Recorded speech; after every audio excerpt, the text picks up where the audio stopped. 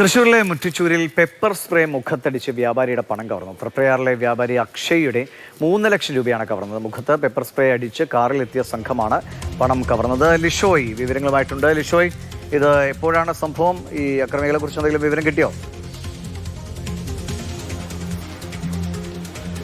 ഇന്ന് ഉച്ചയോടുകൂടിയാണ് ഈ സംഭവം ഉണ്ടായതെന്നാണ് പറയുന്നത്. മഹാരാഷ്ട്ര സ്വദേശിയായ അക്ഷയ് തൃപ്രയാറിൽ ഒരു ഗോൾഡ് പോളിഷിംഗ് സ്ഥാപനം നടത്തുന്ന ആളാണ്. അയാൾ 3 ലക്ഷം രൂപയുമായി തൃപ്രയാറിൽ നിന്നും ചെമ്മാപ്പള്ളി മുറ്റിച്ചൂർ ഭാഗത്തേക്ക് വരികയായിരുന്നു. ഇവിടെ ബാങ്കിലേക്ക് പണവുമായി വരികയായിരുന്നു എന്നുള്ളതാണ് പോലീസിനോട് പറഞ്ഞത്. ഈ വരുന്ന സമയത്ത് ഒരു i20 കാർ ഇയാളുടെ ബൈക്കിന് പുറകിൽ ഉണ്ടായിരുന്നു എന്നാണ് പറയുന്നത്. ഈ ബൈക്ക് പിന്നീട് ഈ കാറിലെത്തിയ സംഘം തടഞ്ഞു നിർത്തുകയും ഇയാളുടെ മുഖത്ത് പെപ്പർ സ്പ്രേ അടിക്കുകയും ചെയ്തു. അങ്ങനെ ഈ കയ്യിലുണ്ടായിരുന്ന പണം അപഹരിച്ചു എന്നുള്ളതാണ് ഈ അക്ഷയ് പോലീസിനോട് പറഞ്ഞിരിക്കുന്നത്. അന്തിക്കാട് പോലീസ് സ്ഥലത്തെത്തി വിശദമായ പരിശോധന നടത്തി. CCTV ക്യാമറകൾ ഉൾപ്പെടെയുള്ളവ പരിശോധിച്ച് അന്വേഷണം പുരോഗമിക്കുന്നുണ്ട്. ഇയാളുടെ വിശദമായ മൊഴിയും രേഖപ്പെടുത്തുന്നുണ്ട്.